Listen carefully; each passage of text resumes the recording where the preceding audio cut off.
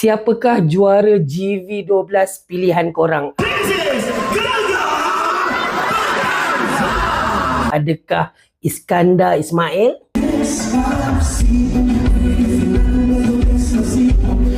Mendua? Wow. Ataupun Nubahan?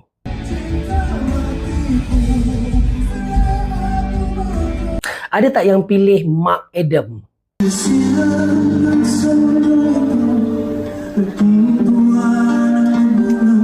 Ataupun Ruri Republic? Dan mungkin juga Mel Sakura.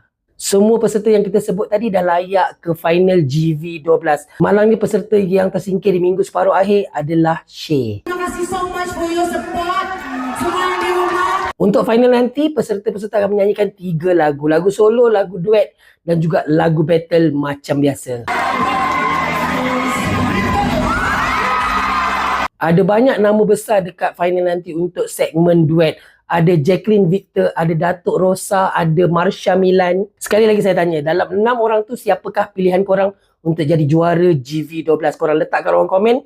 Korang semua peminat-peminat FC, kumpul ramai-ramai, bagi tahu siapa yang korang sokong. Sebab GV12 ni bukan saja peserta yang hebat. Pengacara, juri, penonton, FC, artis jemputan, korang semua. Korang tahu kan rancangan ni memang sedap. Enjoy the show GV12. Komen. Bye.